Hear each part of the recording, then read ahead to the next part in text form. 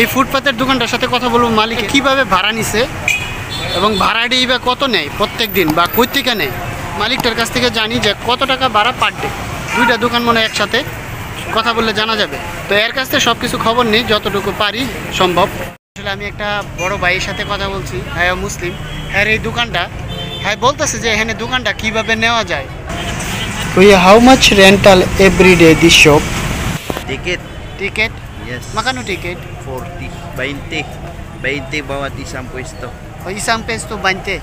Yes. মানে 20 টাকা হয়েছে এভরিডে দেওয়ান লাগে অর্ধেকটা, আর হ্যাঁ যেহেতু পুরাটা নিছে সেহেতু 40 টাকা 40 এভরিডে।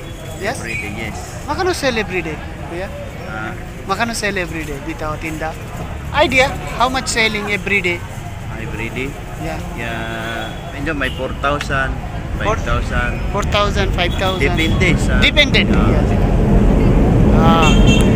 যাই হোক, সে যেটা বললো যে এভরিডে যেটা বেচা যায় 4,000, 5,000 পেসু বেচা যায় তার দোকানটার মাঝে। তার দোকানটা দেখাইতেছি এবং তার ভাড়া হয়েছে প্রত্যেক দিন সিটি হলতে নিচে 40 টাকা ভাড়া দিতে হয়। তো সে মুসলিম এরিয়া থেকে আসছে, ভালোই লাগছে কথা বইলা। ঠিক আছে ভাইয়া, ওকে, থ্যাংক ইউ। আমরা বাঙালিরা কিন্তু এইসব ফুটপাতে দোকান করে না, সবাই কিন্তু মলের ভিতরে দোকান করে। আবার কিন্তু বাংলাদেশি কাপড় এখানে পাওয়া যায়। দেখেন এইগুলো সব বাংলাদেশি কাপড়, যা দেখবেন 100 টাকা করে বেচে যা আছে। এগুলো মুসলিমরা, এই দেশের মুসলিমরা কিনে বাংলাদেশি কাপড়, এগুলো পাওয়া যায় আবার ফুটপাতে। দেখেন রাস্তার এই মাথা থেকে ওই মাথা পর্যন্ত যা দেখা যায় সবগুলোই ছোট ছোট দোকান, এগুলো বেশিরভাগই মুসলিমরা। এখানে অন্যান্য দোকানও আছে। চলেন তাহলে শহর সম্বন্ধে একটা ধারণা নেই। আপনারা যে শহরটা দেখতেছেন সেটা হচ্ছে পাসাই সিটি বাকলারান।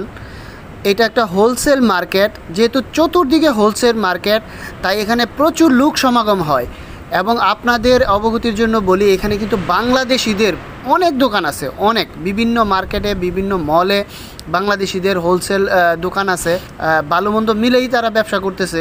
আর ফুটপাতের যে অংশটা আছে সেই অংশটা সাধারণত এই দেশের লোকাল লোকের আন্ডারই বেশি থাকে। তারা সিটি কর্পোরেশনের আন্ডার থেকে এই দোকানগুলো ভাড়া নেয়। আবার অনেক সময় দেখা যায় যে একটা লাইনের দোকান একজনে নিয়ে নিছে, নেওয়ার পরে তার কাছ থেকে আবার ছোটো ছোটো অংশ অন্যজন ভাড়া নেয়। আসলে সিস্টেমটা হচ্ছে বাংলাদেশের মতোই অনেকটা, এখানে একজনে নিয়ে নেয়, পরে অন্যজনগুলা ওর কাছ থেকে ভাড়াগুলা নেয়।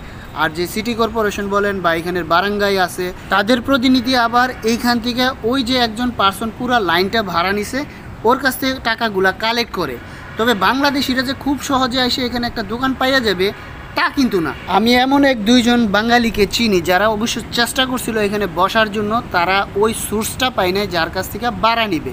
কিন্তু চেষ্টা করলে যে পাওয়া যাবে না তা না, তবে যেইখানে যেই দোকান বসার দরকার সেটাই বসতে দিবে। কাপড়ের দোকানের ভিতরে খাবারের দোকান, খাবারের দোকানের ভিতরে আবার ধরেন খেলনার দোকান, ওই রকম দেয় না আর কি এই জায়গাটায়। তবে আমি যতটুকু বুঝি ফুটপাত তো ফুটপাতই, এখানে লোকাল লোক যারা আছে স্থানীয় লোক তাদের আন্ডারই বেশিরভাগ জায়গাটা ক্যাপচার থাকে। আবার বিদেশি কেউ যে এখানে বসতে পারবে না এরকম বাধা দেওয়া আছে এরকমই কিচ্ছু না, এখানে বসতে পারবে যদি তাদেরকে ওই পরিমাণ টাকা দেয় এবং সুযোগ সুবিধা দেয় বসতে পারবে। আশা করতেছি যারা ফুটপাতের ব্যবসা সম্পর্কে জানতে চাইছিলেন এবং ছোট ব্যবসার কিছু ধারণা নিতে চাইছিলেন এই ভিডিওটা তাদের একটু হইলেও কাজও লাগবে।